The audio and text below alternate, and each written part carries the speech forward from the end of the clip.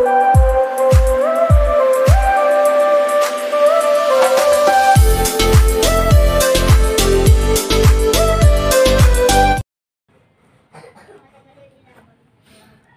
ganun lang po mga kalingap. Tuloy-tuloy lang tayo hanggang sa maubos yung ating saging na inihanda. Yung lalaki talaga ng mga saging, parang bitin dun sa bitin dun sa isang ng saging. Sa wrapper natin.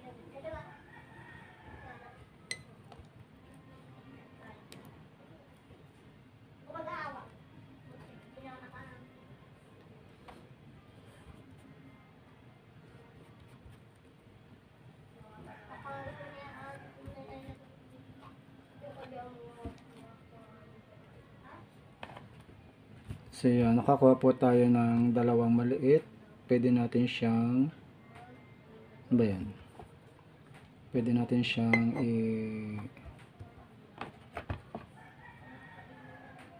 pagdugsongin kasi sayang naman para magamit natin siya.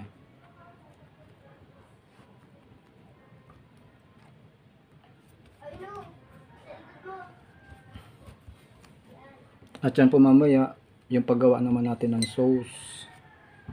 Yan po yung ating susunod paggawa ng sarsa.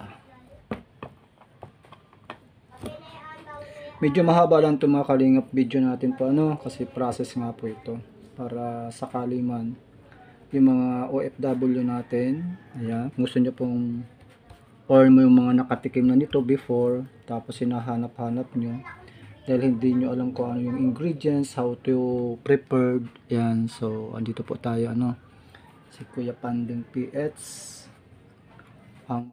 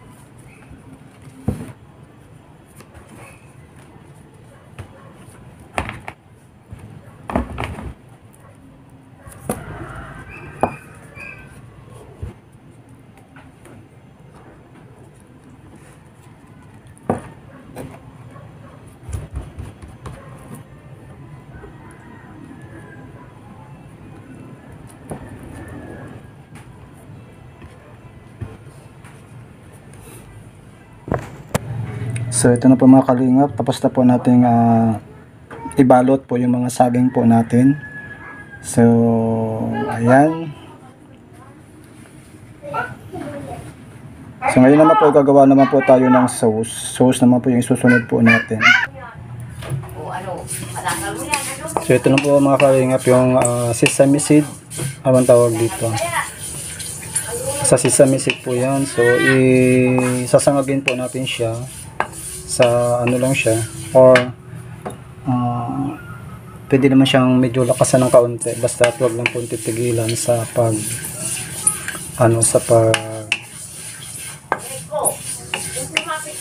paghalo para hindi po siya matutong. Iba kasi yung tosta sa tutong. Tawag nga pala dito ay yung linga. Isa po yan sa mga paborito po natin mga bata pa po tayo. Po yung linga. Ganyan lang po yan. Pag medyo maluto na yan, maamoy naman po natin yan. Maamoy naman po natin yan kapag na okay na siya.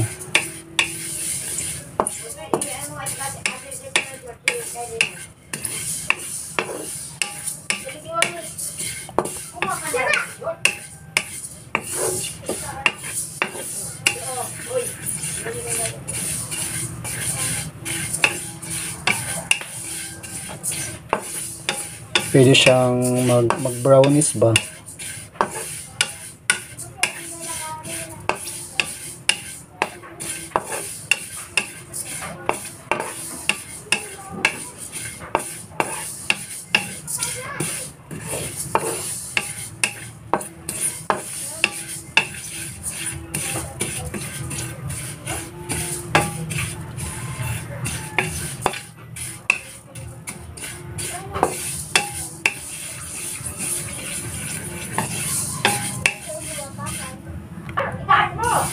So, yan po, pwede na siya. Brownies na po siya mga kalingap. Pwede na yan. So, ngayon naman po ay pagprito nung pagpiprito po nung ating ng ating saging. Ayan. Kapag mainit na po yung langis, pwede po natin hinaan yung apoy para hindi po siya agad. Ibig sabihin po ay hindi tutong, pero kasi kinakailangan po maluto talaga yung saging dun sa loob. Kaya medyo low lang yung natin, yung ating pong apoy.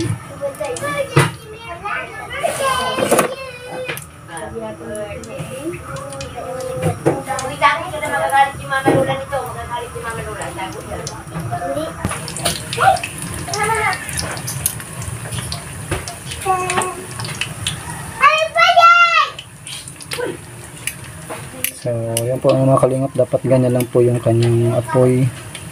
Hindi siya yung madalian para agad yung niya. Kinakailangan as in yung saging sa loob ay luto talaga siya.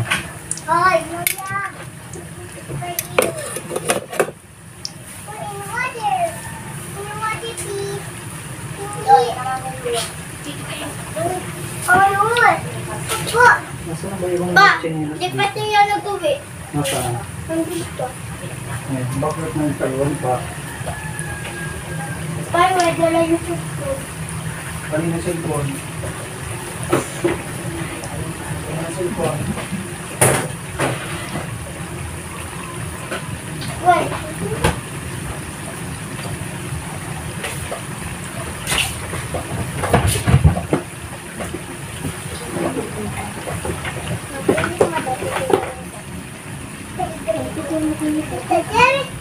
Kuha ko dyan. Yung kulang sa akin siya. Mas ilalim ng lapis yan.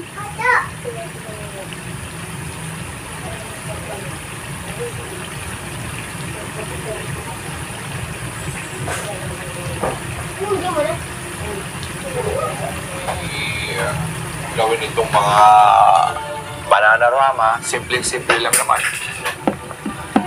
Pumunta tayo sa Bananarama. It's a combination of culinary arts and bartendering. Ito nga sana, ayaw ko sanang sabihin. Pero ang pagluto, kailangan hindi... Ngayon, minsan ay nga nangyayari, Tuts, paano pa paggawa ng Bananarama? Pwede mo pa kaming matulungan. Gusto ko rin magnegosyo. Ito, hindi nga ako gumagawa ng cookbook, sinishare ko na lang sa kanila. At saka talagang kung gusto mo talaga yung matututunan mo yan. Pinakita ko sa inyo yung mga basic kung ano mga ingredients. Good morning, good afternoon, good evening, mga kabananas. Ako po si Edwin Francisco Arquillo Vergara from Bicol. Ngayon ako po yung naka-discover ng Bananarama na pinagkakaguluhan ngayon. Trending. Bilis ka na. Actually, hindi naman ako sikat.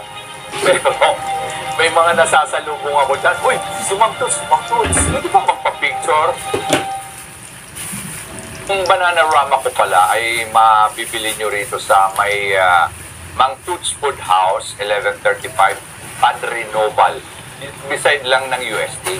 Madali lang po yun kasi meron naman kami dyan signage na Mang Tuts Food House at saka may mga nakadrawing naman kami dyan na mga picture ng Bananarama. Tapos, isa-isa na. Ang pagluluto, hindi kwanyan. Basta ka na lang magluto na may mga timing nga ang pagkaluluto niyan, hindi lang sa ingredient. Kaya nga tinawag yan na culinary arts. May art ka dyan sa pagluluto na yon. May feeling ka. May oras yan. Inuurasan mo yan. Baka mamaya malumpok na yan. Ang pagkagagawa ng Bananarama is timing din. Kailangan mo golden brown. Doon pa sa proseso ng pagpiprito pa lang. Tapos, yung paggawa na ng sauce. Una, as a bartender, nagawa ko ng rum concoction between the rum and pineapple juice. So, kinumbine ko yun. Niluto ko yung sauce, yung mga ingrediente na ilinagay kong mga spices na kagaya ng butter, banana flavor, banana essence, at saka yung mga powdered na cinnamon, tapos saka itong sesame seeds. So, pinag-combine ko yun. Kano yung yung... Pagluto ng Bananarama, pipirituhin nyo na lang. Nandiyan na yung sinabi ko sa inyo yung ingredients. Nandoon na kung paano pagsama-samahin. Yung nagawa na sauce at ilalagay mo na, i-coated mo doon, meron pa rin timing din yun para maging caramel. Hindi yung pagkalagay mo ng sauce, ilagay mo na kaagad, hindi didikit yun. So, kailangan mo, i-caramel mo para dikit na dikit yun. Kaya minsan, sa tinatanong namin, mga order sa akin sa FB, ano bang, saan ba dadali niyan? Sa probinsya ba? Sabi niya, oo. O sa Hong Kong o sa Singapore, dadali niyan sa Amerika. Ibang klase ang pagluto ko niyan. Pinatatanggal ko ang sauce niyan para dikit na dikit siya. Yun. Kaya sabi ko sa kanila, kaya palagi akong may relo. Pag sa kusina, may relo ako kasi very important sa kusinero yung timing din. Kung ano ang unang isasalang at huling isasalang ng mga ingrediente. Kasi napaka-importante rin sa isang kusina na magkaroon ng mise en place. Na ang tinatawag na preparasyon, nandiyan na yung mga gamit ko, mga kutsilyo, lantaran. Isa-isa na namin kung anong mga kailangan na mga ingrediente doon o mga kailangan na mga gamit. Sineseparate na namin yan. Para wala kang makalimutan, ikupan mo na, igagather mo na sa kanila. Napakadali na dahil systematic. Sasalang na lang siya ng sasalang para hindi yung kagaya nito. Nagsalang ka ng bawang. Wala palang sibuyas, tatagtag ka. Pag ganun mo, sunog na yung bawang. Kailangan importante yun na sunod-sunod na. Hindi nakakalimutan.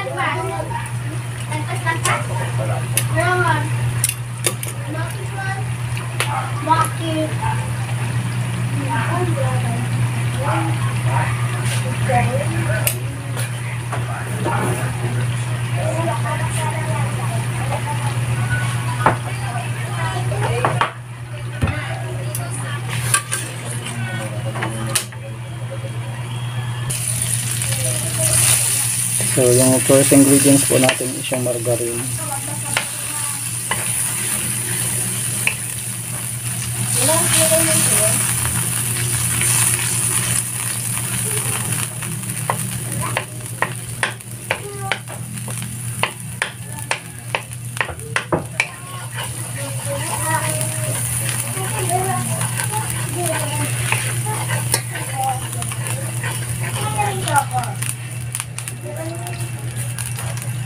So, yung next po natin ay yung ating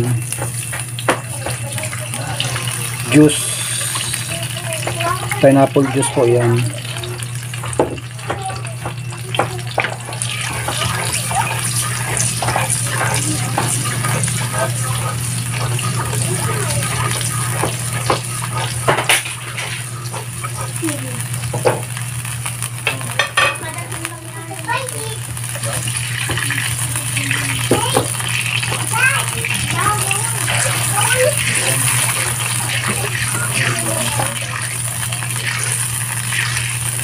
So, hintayin po natin hanggang kumulo. So, ito po yung cinnamon powder natin.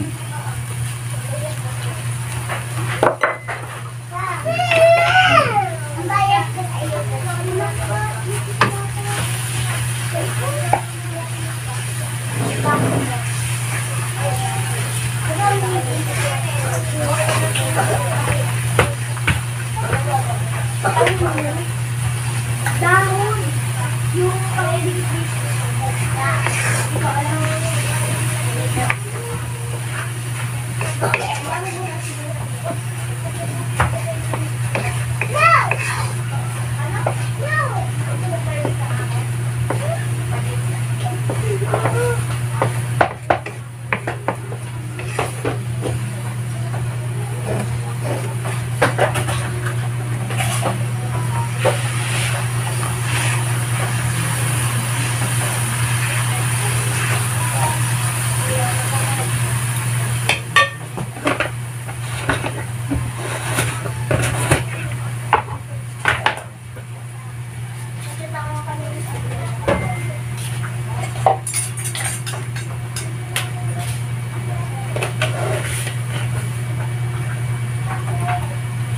So, next po natin as yung sugar po natin. Pwede po dyang brown, kaya lang wala akong brown ngayon. si Papa nag-picture niya.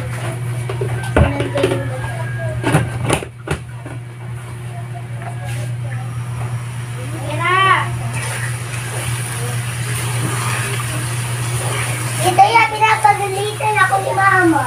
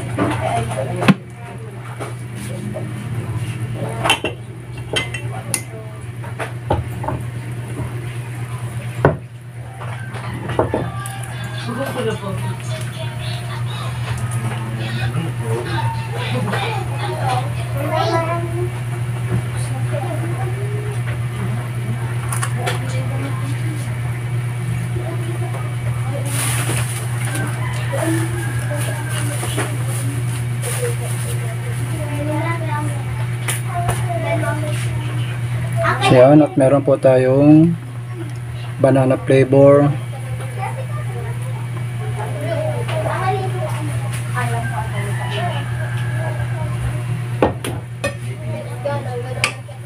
So, yan po yung mga ingredients po natin, mga kalingap.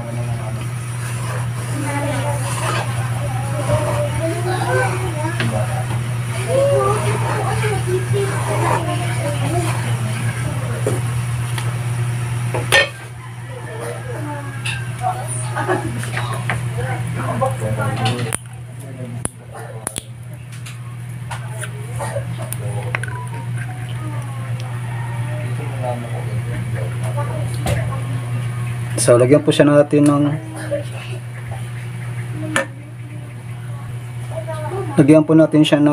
banana essence. Kaunti lang po siya.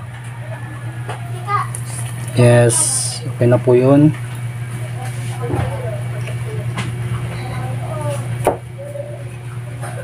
Yan, mix lang po yan.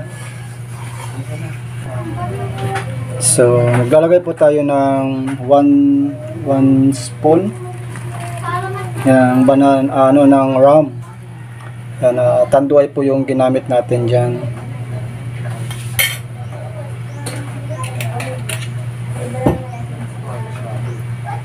So, yan, mix lang po natin yan. So, yan na po yung lahat ng ingredients po natin, mga kalingap. Grabe, sa amoy pa lang po, oh. Sobra. Ano po natin yan.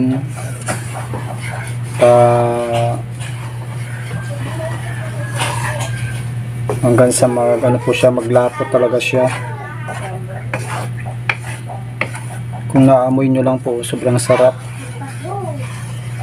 Sobrang bango. So yun po yung mga ingredients po natin. Sana po ay nasundan po ninyo sa ingredients po natin. Paano gumawa ng sauce ng Bananarama.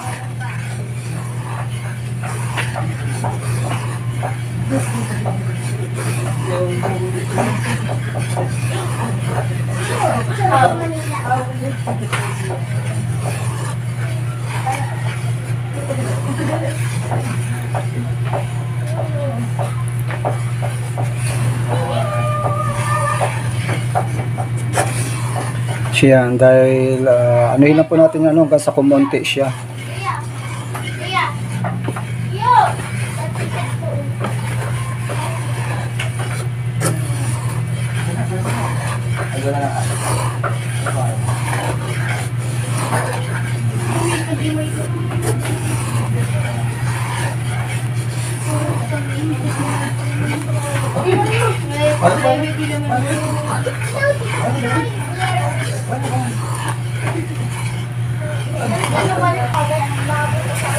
Yan, malapit na yung mga kalingap. Amoy, masarap.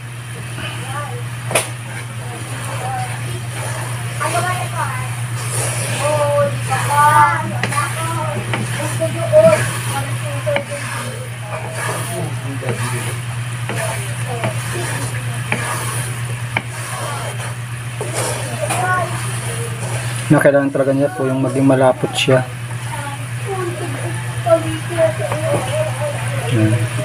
Kailangan pa natin siyang palaputin.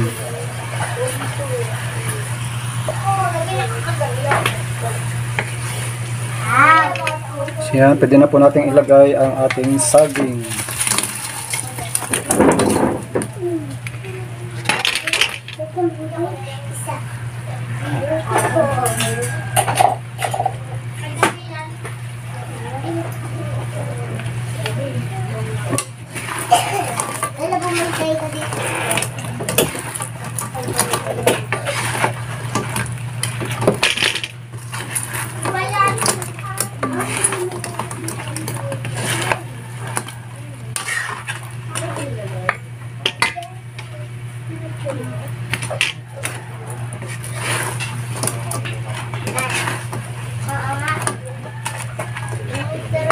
Ayan, habang lagyan naman po natin siya ng ating sesame seed.